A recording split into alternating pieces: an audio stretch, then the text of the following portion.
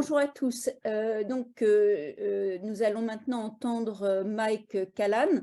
Peut-être que Yves, tu peux dire deux mots de qui il est avant qu'il ne commence, hein, très rapidement, que nous le situions, si tu veux bien. Oui, alors donc Mike Callan, c'est c'est un judoka. Il est 6e dan, peut-être même un peu plus maintenant. En tout cas, c'est un haut gradé du judo anglais. C'est également l'équivalent de maître de conférence à l'université. Il est passé par différentes universités à chaque fois, donc en travaillant sur le judo. Il avait même mis en place un système d'évaluation, de formation je vais trouver le terme, diplômant, hein, de professeurs de judo au niveau de l'Union européenne. Donc, il s'est aussi investi au travers de l'université dans la formation des professeurs de judo, hein, donc au sens large. Et c'est quelqu'un aussi qui travaille avec, plus exactement, parce que la Fédération internationale de judo, et notamment sur les aspects culturels. D'accord. Nous allons lui donner la parole. Hi, Mike. We are very glad to welcome you on board, as I can say. You can speak now. Thank Thank you you. very much. Merci beaucoup tout le monde. Excusez-moi, français c'est not very good. Let me share my screen, and then I'm happy to give the presentation. And I know that Yves will kindly help me at the end of each slide. My talk, just my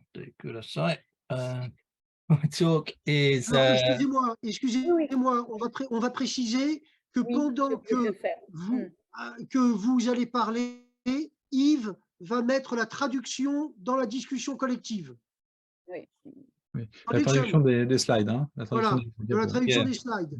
Yeah, after each slide. Yeah, exactly. So this is my title. Kano Judo as an Education through the eyes of Arnold, Mill, Smiles, and Spencer. I'm an associate professor at the University of Hertfordshire.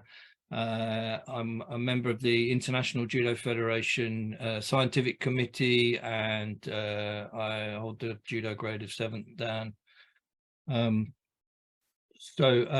Anyway, my talk, we're talking about this guy, born in 1860, so just prior to the Meiji Restoration, and he went to Tokyo University at the age of 16, which is younger than most people do in the West these days, and he was there for 5 years, which is longer than most people go to university these days. And he was there while it was Tokyo University, because it didn't become the Imperial University until 1886, 4 years after he graduated. And while he was there, he studied the subject, in English we know it as PPE, Politics, Philosophy and Economics. So this is well known. And when he was a second-year student, he studied the module in the history of Western philosophy, and that was taught by Ernest Fenollosa. Yves, please help me with the French. Oui, donc Mike, donc je rectifie, donc il est 7e dan maintenant, dit que effectivement Kano, il est entré à l'université un petit peu plus tôt que ce qu'on rentre aujourd'hui, hein, en termes d'âge, puisqu'il est rentré à 16 ans, qu'il a passé 5 ans et non pas 4 et que effectivement il a étudié donc la politique, la philosophie et l'économie, dans des conditions, bon, j'avais on le rappeler, et que notamment, eh bien, son professeur de philosophie à l'université, c'était Ernest Fenollosa. Alors ça, je vous encourage à vérifier par vous-même. Ernest Fenollosa est donc un de ses invités étranger, hein, au Japon, et il va avoir une grosse influence, notamment sur le rapport à l'esthétique au Japon. Donc c'est quelqu'un de vraiment une grosse influence, hein, et ça a été son professeur de philosophie. Oui. So let's just look at Fenollosa. He was born in 1853, so only 7 years older than Kano. So if you imagine a second-year student, Kano would have started that year at the age of 17, and Fenollosa would have been 23 years old. So you can imagine, or 24 years old. So maybe a very strong influence on the very slightly younger student. Maybe because Fenollosa was an American, so maybe perceived as kind of a fashionable role model for the young Kano. You know, a foreign professor coming into Tokyo University, someone who had graduated from Harvard. While he was at Harvard, Fenollosa founded a student club, the Herbert Spencer Club. So he was maybe we could say a fan of Herbert Spencer. So this 24-year-old arrived in Tokyo University from America, and he was an art historian. His main interest was in the history of art. Maybe Eve just explained that. So he arrived 1878, but instead of giving him the modules on art history, they said to this young foreigner, please teach Western philosophy. You're a Westerner, please teach it. We can see here some of the books that are published by Fenollosa, which mainly focus on art and drama and poetry, that kind of thing. And it's interesting to note that a few years later, maybe 20 years later, when Kano was a professor at, or the principal of Tokyo Higher Normal School, he appointed his old teacher as a teacher of English literature. Much later. But anyway, this is the introduction to Fenollosa. Oui, alors, donc, comme il y a les éléments, hein, qui sont mis dans la traduction, je vais essentiellement insister sur les aspects qu'on ne retrouve pas dans le texte. Donc, Mike disait que, en fait, il faut noter que Fenollosa n'a que 7 ans de différence avec Kano. Donc, il est son aîné, certes, mais pas tant que ça. Et que Fenollosa, alors qu'il était encore étudiant à l'université de Harvard, avait donc créé un club de fans, ou en tout cas d'études de Herbert Spencer, de la pensée de Herbert Spencer, et qu'effectivement il est arrivé comme historien de l'art au Japon, mais que parce qu'il avait une formation, mais aussi qu'il était occidental, lui a demandé donc d'enseigner la philosophie. Et oui, et ensuite, le dernier point, effectivement, il est revenu. Alors, il est reparti aux États-Unis, et puis il est revenu, et quand il est revenu, il a été effectivement professeur à l'école normale, dont Kano était à ce moment-là directeur. Thank you. So,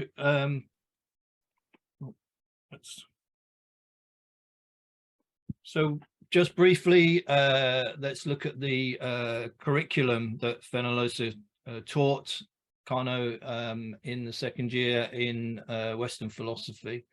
And I wanted to focus on 4 of the philosophers that were covered in this module. So there was Matthew Arnold, John Stuart Mill, Samuel Smiles, and Herbert Spencer. And I'll take you through very briefly an introduction to each of these 4 philosophers. Yves. Oui, donc ce sont les personnes qu'il a étudiées dans son cursus philosophique à l'université, et Mike va nous présenter rapidement leur particularités. Merci. So the first of these is Matthew Arnold, born in 1822. And interestingly, he is the son of Thomas Arnold. Thomas Arnold was the headmaster at Rugby School, which for those of you who are interested in, let's call it muscular Christianity, Thomas Arnold is very famous in terms of that approach. His son, Matthew, wrote a book in 1869, Culture and Anarchy. So we can imagine that that book was written in London in 1869, and so Kano was studying this less than 10 years later. So a relatively modern text, and would have been relatively let's say fashionable in the after the Meiji Restoration in Tokyo. And the basic idea of Culture and Anarchy is the idea that if you follow culture, if you're trying to follow culture of excellence, it needs self-discipline, and it needs self-control that you can develop through practice. And personally, I can see a lot of parallels with our own judo training when we take part in many hours of randori that require self-discipline and self-control in order for us to achieve any level of excellence. Yves, please. Oui, donc Matthew Arnold, donc, qui est donc le fils de Thomas Arnold, qui était donc un directeur donc d'une école à rugby, qui a écrit donc en 1969 Culture et Anarchie, qui est publié en 69, c'est-à-dire que à peine 10 ans, et qui est publié à Londres en 69, c'est-à-dire à peine 10 ans avant que Kano ne l'étudie à l'université de Tokyo. Et c'est certainement parce que effectivement c'était dans les temps troublés de la restauration de Meiji, ça avait aussi besoin de ce type d'apport, et que notamment dans ce livre, il développe donc le fait que la culture de l'excellence ne peut se faire sans une discipline individuelle, un contrôle individuel important développé au travers de la pratique. Et donc Mike il voit évidemment un rapport direct avec le discours d'un Kano, la proposition qui nous est faite par Kano dans le judo et plus généralement dans l'éducation. Oui. So a couple of quotes from Matthew Arnold. One of them is, "We are here on earth to do good to others." And another quote from him is that culture is the endeavor to know the best and to make this knowledge prevail for the good of all humankind. So this idea that our primary objective as humans is to maybe to benefit others, let's say, to create a mutual benefit. And we see later from this guy that we know so well, one very simple example. He says, think not only of yourself, but strive to benefit others. And so I see many parallels in Kano's later philosophies with, for example, the thoughts expressed in Culture and Anarchy by Arnold. Yves, please. Oui, donc Mike propose deux citations qui lui semblent particulièrement parlantes pour le développement de la pensée ultérieure de Kano, donc qu'on est sur Terre pour faire du bien aux autres et que c'est notre responsabilité envers que la culture et donc de faire notre maximum pour que notre connaissance fasse le bien de l'humanité. Et donc j'ai mis les traductions hein, dans la conversation, hein, mais donc face à ces deux citations de Matthew Arnold, Mike met donc une phrase de Cano qui dit donc de ne pas penser uniquement à soi, mais de se battre pour le bien des autres. Et donc Mike voit beaucoup de parallèles entre la pensée de Matthew Arnold et celle développée par Cano. See. So let's look at the second guy that was studied when Cano was 17 years old. So this is John Stuart Mill. He was born in 1806. His father was very ambitious, very keen for his son to become a genius. So, for example, the father made sure that he studied Greek classics at the age of 3. Yeah, born into let's say an ambitious family. And when later in his life, in his 50s, John Stuart Mill published his famous book Utilitarianism. And the basic idea of utilitarianism is that actions should be judged on their ability to promote the greatest happiness for the greatest number of people. So this is the measure by which we should judge our actions. That's the basic philosophy of utilitarianism. The other thing about John Stuart Mill, as part of that concept, he put a lot of respect on a lot of emphasis on the idea of respect for others,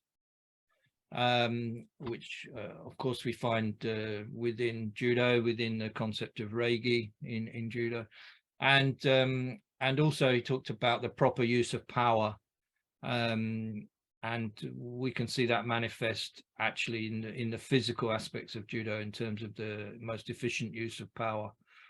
So yeah, these are the ideas of utilitarianism from John Stuart Mill. Yves, please. Donc, John Stuart Mill, il avait un père qui avait beaucoup d'ambition pour lui, qui voulait le transformer en génie, qui donc l'a mis aux lettres classiques dès l'âge de 3 ans. C'est un des fers de lance hein, du mouvement utilitariste, et avec l'idée que donc la base, hein, c'est que les actions soient jugées en fonction de leur capacité à promouvoir le plus grand bonheur pour le plus grand nombre. Et ce qui intéresse particulièrement Mike dans la pensée de Mill, c'est qu'il insiste beaucoup sur le respect de l'autre, qu'on retrouve donc au travers de ce qu'on appelle donc l'aigi, donc l'étiquette en judo, et évidemment, et puis le bon usage de la puissance, de la force, peut-être pourrait-on dire de l'énergie.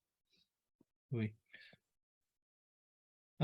So an example of a quote from John Stuart Mill: the only purpose for which power can be rightfully exercised over any member of a civilized community against his will is to prevent harm to others. So he's talking about the use of power in the right way to prevent harm.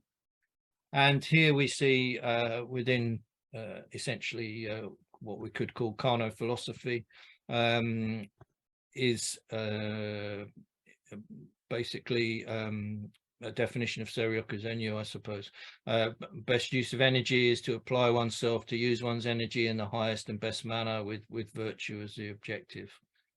So both men talking about essentially the right way to use energy and power. Thank you, Yves. Oui, donc citation elle est amusante puisque c'est une justification de l'abus de pouvoir en fait, puisqu'on peut donc légitimement exercer un pouvoir contre la volonté de quelqu'un à partir du moment où il s'agit donc d'empêcher qu'il subisse un dommage. Et là encore, donc le parallèle que Mike fait avec la pensée de Kano, donc avec l'idée de meilleure utilisation d'énergie, d'en s'appliquant à l'utiliser de la manière la plus élevée et la meilleure, avec la vertu comme objectif. Oui. The third Western philosopher that I'm addressing in this talk is Samuel Smiles, born in 1812. He came from a very humble background, very relatively poor background, and he was a campaigner for workers' rights. He was what's known as a Chartist, and he was very keen on campaigning for the common man, let's say. And his famous text is called Self-Help, with illustrations of character and conduct. And I think we see a lot about character when we think about judo philosophy. His idea was that the belief that character was a combination of moral and intellectual qualities. And those moral and intellectual qualities included honesty, integrity, and self-control. So coming back to the earlier concepts of self-control we mentioned. And his idea was that character was essential for success in life. So we see in Samuel Smiles first touches on this idea of combining moral and intellectual qualities into developing yourself. Thank you, Yves.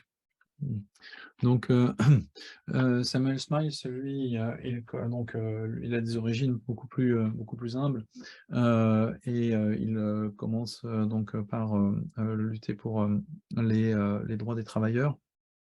Et son ouvrage principal, donc c'est Self-Help, c'est-à-dire s'en tirer par soi-même, quoi. Donc avec des exemples de caractère et de bonne conduite, et avec donc cette définition du caractère. Donc qu'est-ce que c'est qu'un caractère qui semble essentiel pour réussir sa vie? Eh bien, ce caractère, ça doit être une combinaison de qualités morales et intellectuelles, avec donc honnêteté, intégrité et, encore une fois, contrôle de soi. Merci. So one example of a quote from Samuel Smiles: "The battle of life is in most cases fought uphill, and to win it without a struggle were perhaps to win it without honor. If there were no difficulties, there would be no success." So this idea of basically hard work and the common man climbing uphill to overcome difficulties in life. And Kano said, we always use means that are just. We value courtesy, and we stand up to your opponent in a manly, upstanding manner. So this idea that it's important to win the struggle with honor. I think we see that within the idea of judo. You know, we don't like to see athletes win without honor. We expect our athletes to be humble in victory, and I think we see that within the work of Smiles. Thank you. Ouais, donc la citation donc de Samuel Smiles qui donc dit que s'il n'y a pas de bref, on se bat toujours contre les éléments, et que s'il n'y a pas de difficulté, peut-être qu'il n'y a pas d'honneur, et que s'il n'y avait pas de difficulté, il n'y aurait pas de succès. Ce que donc Mike met en parallèle avec l'attitude proposée par Kano dans l'adversité, dans la lutte, donc corps à corps, donc où nous utilisons toujours des moyens justes, nous valorisons la courtoisie et nous nous opposons à notre adversaire d'une manière virile et honnête. Bref, donc en suivant les principes et les règles. Merci. And finally, we come to Herbert Spencer, who you remember was the subject of a club at Harvard University, founded by Ernest Fenollosa. So Herbert Spencer was born in 1820. His father was a teacher, and he was an incredibly influential writer around that time, at the turn of the century, and prior to that. So his key text, Education, Intellectual, Moral and Physical, was published in 1861, and so again would have been a relatively modern text, translated into Japanese, and would have been very influential in terms of modern philosophy at that time, and it has a lot of parallels with the Sannikushugi concepts within Japan. So Spencer advocated that education encompassed intellectual, moral and physical development, and that was essential for personal and social progress. And yeah, I'm sorry, please, Yves. Donc Herbert Spencer, il est donc le fils d'un enseignant, et il va vite devenir un écrivain très avec une grande influence. Son ouvrage, donc éducation intellectuelle, morale et physique, date de 61, c'est-à-dire que encore une fois, c'est très peu de temps avant que Kano ne l'étudie, et finalement c'est un ouvrage qui va avoir une grosse influence sur la création sur les idées éducatives au Japon, alors que c'est presque un ouvrage contemporain, et dans lequel il dit qu'évidemment cette triple éducation est essentielle à la personne, aussi bien à la personne qu'au progrès de la société. Thank you. So let's look at a couple of quotes from Spencer. The great aim of education is not knowledge, but action. And nothing in the world is more valuable than education. And then a second quote from Spencer: the preservation of health is a duty, and few seem conscious that there is such a thing as physical morality. And I was very pleased to see the concept of physical morality within Yves' talk a few minutes ago. And I think basically, yeah, the idea of physical morality really sums up what we understand as judo. And a quote from Kano when he was talking to some judo teachers was, tell the dojo students you must forge your body and move in complete control. Thank you. Oui, alors j'ai pas traduit, j'ai pas mis les traductions de Kano, mais c'est pas grave. Donc la citation là de Herbert Spencer, donc qui dit que le véritable but, le but ultime de l'éducation, ce n'est pas la connaissance mais l'action. Donc dans la deuxième citation, le développement du concept d'une morale physique, donc avec la préservation de la santé est un devoir. Peu de gens semblent conscients qu'il existe une morale physique, et Mike soulignait que c'était un peu ce dont j'avais parlé tout à l'heure, où effectivement le physique c'est une responsabilité, notre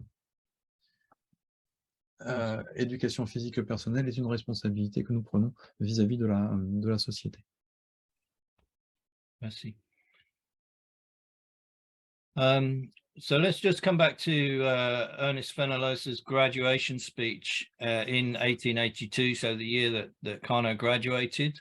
This, of course, is not an image from 1882. It's actually from 2018, but I chose it because it gives you some sense of the occasion, a graduation ceremony at the University of Tokyo. And so Ernest Fenollosa gave a speech to the graduating students, and in that speech he said, "Today is the day, gentlemen, on which you proceed forth from this institution and begin to truly benefit society with what you have learned and achieved thus far." Yeah, please, Yves. Yeah. Oui, donc donc oui, j'avais oublié de dire tout à l'heure, Mike avait rappelé que donc Herbert Spencer, donc le dernier philosophe qui nous a présenté, c'était donc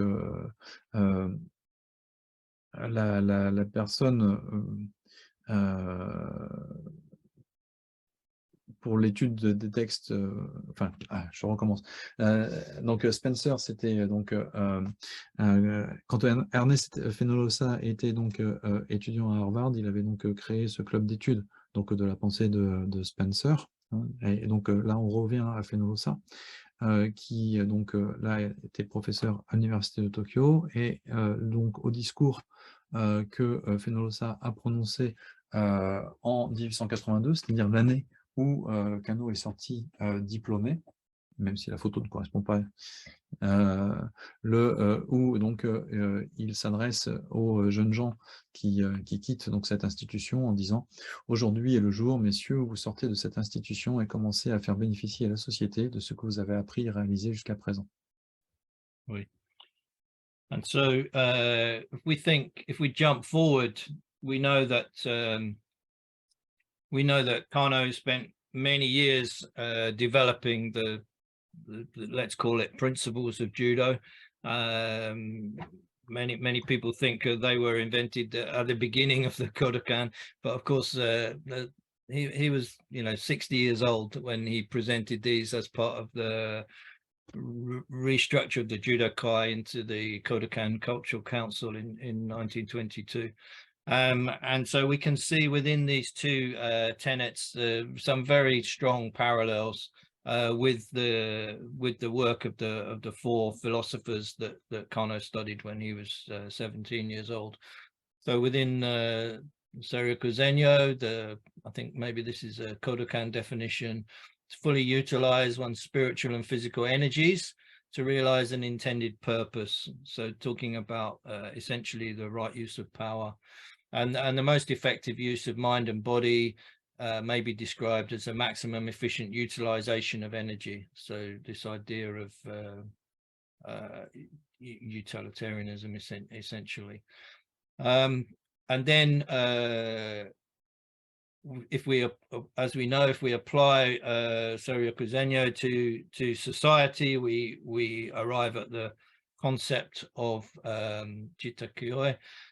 This definition, Kodokan definition, that each member of society must function in harmony and cooperation with others, and nothing is more important than living prosperously together.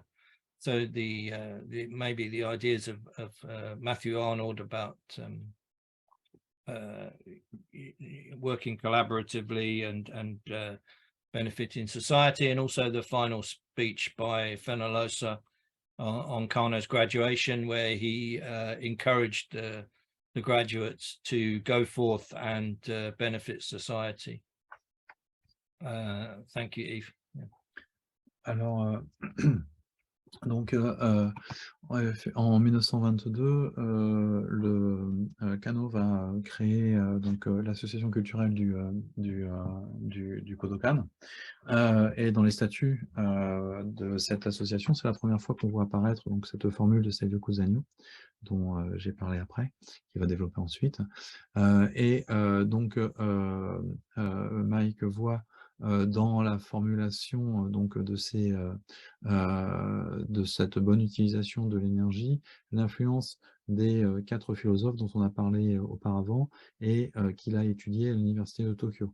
Alors effectivement, comme Mike vient de le dire, certes, peut-être il y a eu cette influence pendant son cursus universitaire. Pourtant, c'est donc à 60 ans, c'est donc 40 ans plus tard, hein, qu'il va formuler ça. Ça rejoint un petit peu la discussion précédente, mais Mike y voit une influence direct, donc avec bonne utilisation d'énergie, donc c'est le Kozenyo, hein, donc utiliser pleinement ses énergies spirituelles et physiques pour atteindre un but précis. L'utilisation la plus efficace de l'esprit et du corps peut être décrite comme l'utilisation la plus efficace possible de l'énergie. Et cet emploi de ces Kozenyo, donc la bonne utilisation de l'énergie dans la société, ça doit mener à Jitakurei, c'est-à-dire la prospérité mutuelle, que Mike définit ainsi. Chaque membre de la société doit fonctionner en harmonie et en coopération avec les autres. Rien n'est plus important que de vivre ensemble dans la prospérité. Et Mike mais également, souligne également donc l'influence du discours de remise de diplôme de Fenollosa dans cet état d'esprit de cela. Merci. And so these are a couple of selected references. Of course, there's a lot of information on this topic. And yeah, merci beaucoup. Thank you very much for your attention. Thank you, Mike. Donc, là, la dernière diapo, hein, c'était donc quelques références bibliographiques.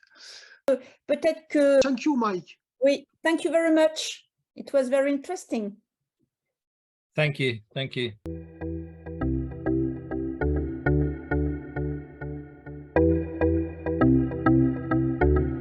Moi, j'avais une question qui était plutôt une remarque pour anticiper un peu la présentation que je vais faire demain matin, mais qui est en lien avec les deux choses qui viennent d'être dites. Il y a deux choses, moi, qui m'interrogent. La première, c'est qu'il y a une présentation qui est faite un petit peu comme si l'ère Meiji était uniforme, linéaire. Or, il me semble, enfin, moi c'est l'analyse que je fais et que j'essaierai de vous montrer demain, mais ça a un rapport avec ce qui vient d'être dit. Par exemple, quand le gouvernement envoie Kano étudier les systèmes éducatifs en Occident, il sait déjà tout des systèmes éducatifs occidentaux. Comme vous l'avez dit, il y a eu des missions au préalable, donc dès la fin du shogunat, au tout début de l'ère Meiji, il y a des hommes qui sont allés justement étudier les systèmes occidentaux pour voir comment ils fonctionnaient, sans a priori.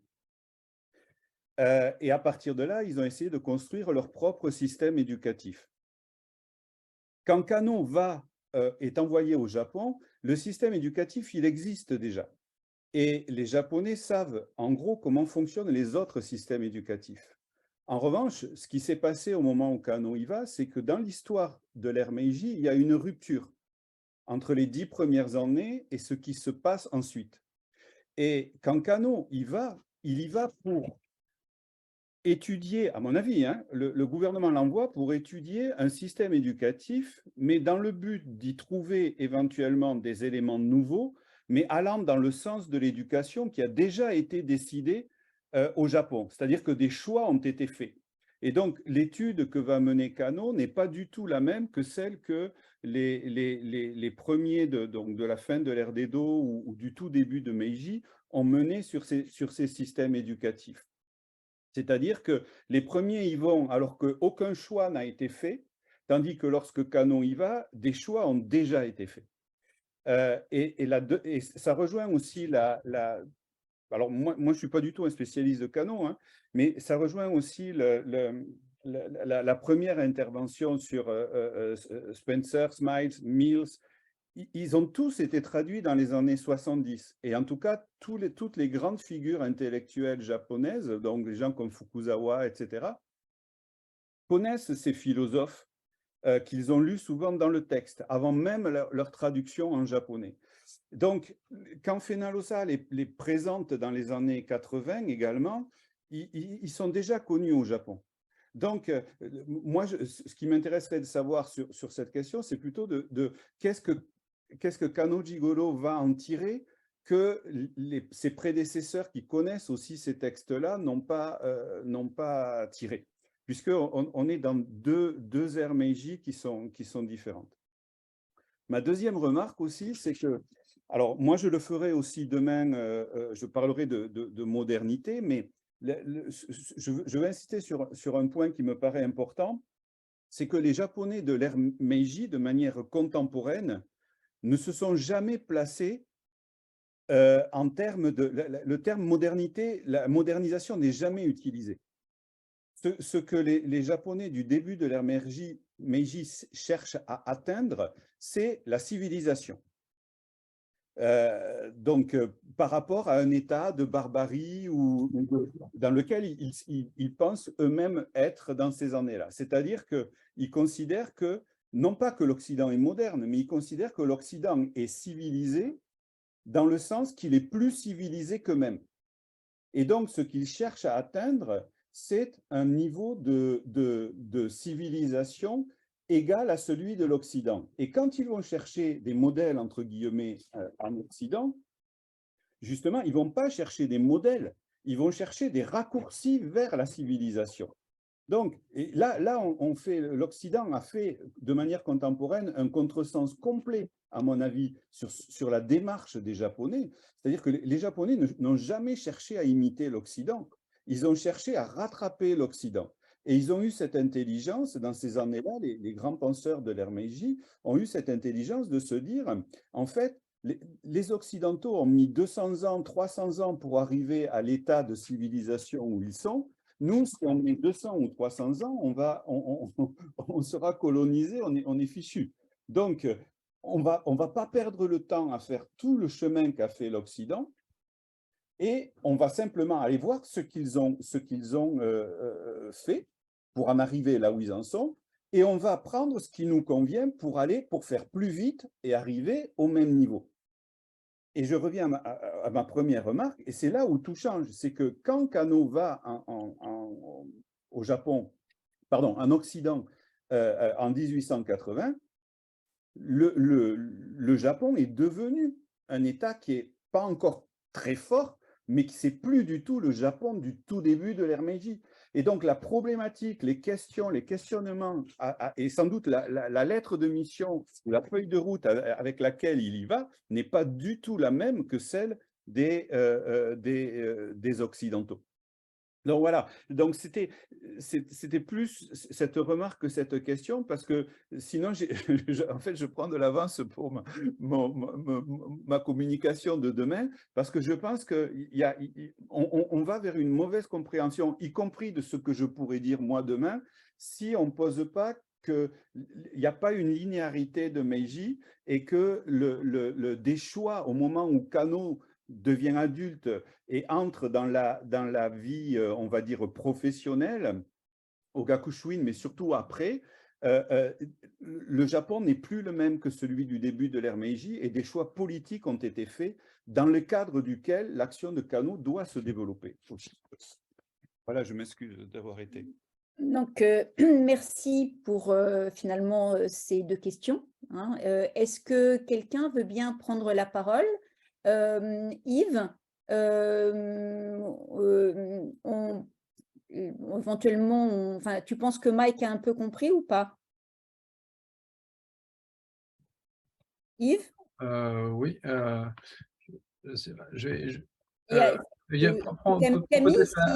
prends peut-être la question de Guelfo. Moi, je vais parler avec Mike dans la conversation. Ça marche très bien.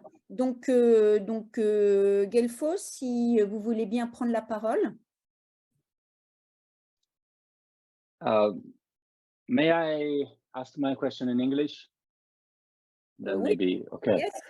So first of all, thank you very much for both of presentation. And my question might be a naive question, but I think it could be useful, at least for me, to reorient my research on judo and its origins.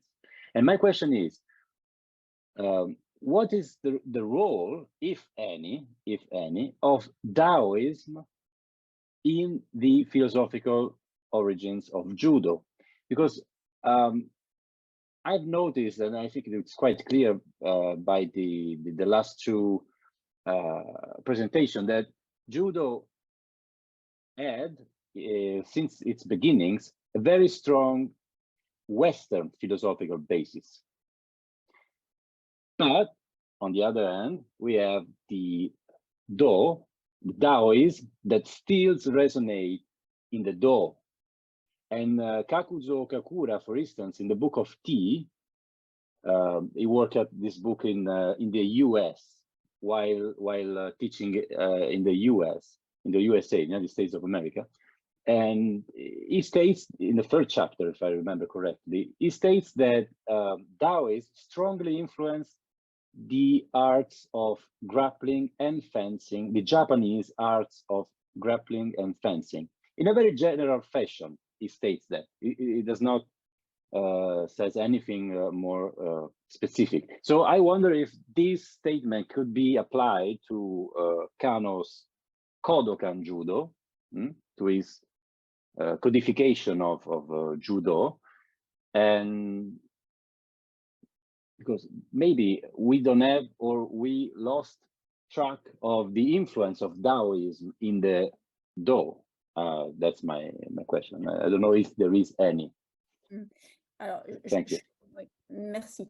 Donc, juste pour donner l'idée générale de la question, c'est est-ce qu'il y a une influence du darwinisme finalement dans le judo, Du taoïsme. Comment? Taoïsme. Du Du taoïsme. taoïsme. Taoïsme, j'avais compris. Non, Taoïsme. Désolée, mes oreilles sont malheureusement un peu défaillantes. Voilà, justement, j'avais du mal à entendre et voilà. Ok, bon, donc taoïsme, effectivement. Je me questionnais un petit peu. Ok, donc effectivement, le message est passé, c'est ce qui compte. Voilà, et merci de m'avoir donc ramené à la bonne écoute du mot. Voilà, donc Mike, if you want to answer, for example. Yeah, thank you. Thank you very much for the question. Very, very interesting question. I think, firstly, I'm not an expert on Taoism, so please forgive me. But I think the first thing to note is that there are many different influences on all of us. Actually, we construct our world if we take a constructivist view. So Kano is no different. He's subject to multiple influences.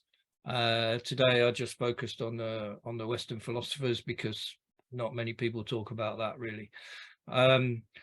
So I think it would be very valuable to explore the Taoist influence. And if I understand you correctly, the influence of Taoism is connected to the concept of Do or Michi or Wei. And I would suggest maybe looking at the influence, the concepts of Budo, let's say, as distinct from Bujitsu, and you know, often when I'm in Japan, there is a lot of parallels drawn between, for example, Sado and Judo, or you know, Sado and Kendo, or something like this. So the martial ways as distinct from the martial arts, and the person I think who knows a lot about this is Kiryu Sensei in Kodokan. He's working now in the communication department, and his master's degree at Tsukuba was on the relationship between Jiu-Jitsu and Judo. So maybe this is helpful as an answer. Yves, je te laisse peut-être répondre. Donc, Mac a dit que c'était une question très intéressante et il a fait allusion à une personne qui faisait les liens entre finalement les dimensions Jutsu et les dimensions Do, et je ne l'ai pas bien entendu, donc pour éviter de commettre une seconde bévue, ça serait bien que tu le dises. Yves? Si j'ai bien compris. Hein. Non, je crois qu'il invitait à faire la différence entre ces deux aspects. Oui, mais à la fin, il n'évoque pas une personne qui travaille sur justement cette distinction. Je n'ai pas été attentif alors. Bah, c'est juste ça que moi je voulais évoquer pour que voilà, que éventuellement l'auditoire connaisse la référence. C'était juste ça. Je n'ai pas compris le nom, mais c'est un professeur qui travaille dans la commission communication au Kodokan. C'est ça, c'est ça. Mais Oui. son nom, c'est pareil, je ne l'ai pas entendu. What's the name? Mm. Kiryu, K-I-R-Y-U, Kiryu Sensei. Very nice guy. He used to work in the library in Kodokan as an assistant to Murata Sensei. Ok. Donc, vous avez pu noter, Guelfo, c'est bon? Oui, j'aurais quand même une réponse à apporter. Vas-y. Alors d'abord, il est amusant de noter que Okakura Tenshin, d'abord, c'était un disciple de Fenolosa. C'est avec lui, c'est d'ailleurs c'est grâce à Fenolosa qu'il part à Boston, etc. Et c'est en accompagnant Fenolosa qu'en fait Okakura Tenshin va épouser la carrière qu'il a épousée, notamment il l'accompagne à Nara pour découvrir en fait un patrimoine culturel complètement détruit et qui va lui donner sa vocation de redonner, enfin de se lancer dans la protection des arts japonais, et Fenolosa va beaucoup l'aider, notamment en persuadant Ito Hirobumi, qui est à ce moment-là le premier ministre, de la valeur des arts japonais, parce que c'est un occidental, donc en l'occurrence Fenolosa, qui lui dit que le Japon n'a pas à rougir face aux arts occidentaux, et c'est ça qui va donner les crédits pour que Okakura Tenshin fasse derrière sa carrière avec quelques aléas. Donc c'est marrant que ça se boucle. Donc ça, c'est la première chose. La deuxième chose, c'est que d'abord Okakura Tenshin n'y connaît rien dans les arts martiaux. La troisième chose, c'est que sa remarque est quand même intéressante, parce qu'en fait, mais là où à mon avis vous faites un contresens, c'est que l'influence du Tao Te Ching, elle n'est pas sur le Do, même si on est bien d'accord que le Tao et le Do c'est la même chose, mais en fait c'est pas là-dedans que ça a de l'influence, parce que le Do, et Kano s'en explique bien, le Do il est pris au sens de principe. Et d'ailleurs dans le Tao Te Ching, le Do, le Tao, le Do, c'est le principe premier, celui qu'on ne peut pas définir. Donc c'est celui sur lequel vers tout retourne. Mais qui justement, à partir du moment où on est capable de mettre un nom dessus, c'est que déjà on est dans la différenciation, et donc c'est qu'on n'est pas dans le premier. Donc le Tao, c'est ça, c'est donc le principe. Donc Do, ce qui va donner ensuite les Budo, etc., c'est vraiment un principe, c'est vraiment Kano qui le donne de façon de Jutsu à Do. C'est-à-dire que l'idée d'aller au principe, comme je l'ai dit, donc de remonter à ce qu'il y a de plus en amont, avant les différenciations, avant finalement la création de phénomènes. Mais pourquoi est-ce que Okakura Tenshin n'a pas tort de dire qu'il y a une influence du Tao Te Ching dans les principes de lutte japonais? C'est à cause du Ju, c'est pas à cause du Do, c'est à cause du Ju. Parce que le Ju, il est défini 3 fois dans le Tao Te Ching, et notamment, il y a une formule que reprend d'ailleurs Kano, quand il dit pourquoi est-ce que j'ai gardé le Ju pour créer le Judo dans le Jujutsu, c'est à cause de la formule Ju Yoku Go Seisu, c'est-à-dire le faible, le souple peut l'emporter sur le rigide, sur le fort. Cette citation, elle est souvent attribuée au Tao Te Ching, sauf que c'est faux. Elle est attribuée, en fait, c'est une citation d'un ouvrage de stratégie chinois qui s'appelle le Sanraku, qui est postérieur du Tao Te Ching d'environ 6 siècles. Et dans le Tao Te Ching, en revanche, il y a la formule originale. Et la formule originale, elle dit que effectivement, le faible l'emporte, enfin, c'est pas l'emporter, le faible peut l'emporter sur le fort, le souple sur le rigide. Tout le monde le sait, mais personne ne peut l'appliquer. Et ce qui est utilisé comme caractère, c'est le Ju. Et donc, en fait, ce que le Tao Te Ching dit, parce que le Tao Te Ching dit dans le même chapitre, ça commence par il n'est rien de plus souple et de faible que l'eau, pourtant rien ne peut surpasser quand il s'agit d'assaillir le dur et le fort, car rien ne la transforme. Et continue, que le faible l'emporte sur le fort, le souple sur le rigide, tout le monde le sait, mais personne ne peut l'appliquer. Et justement, le Jujutsu se base sur ce principe-là, c'est-à-dire qu'on sait bien que le faible peut l'emporter sur le fort, et ben nous, on va le faire. C'est la gageure qui est relevée par les Jujutsu.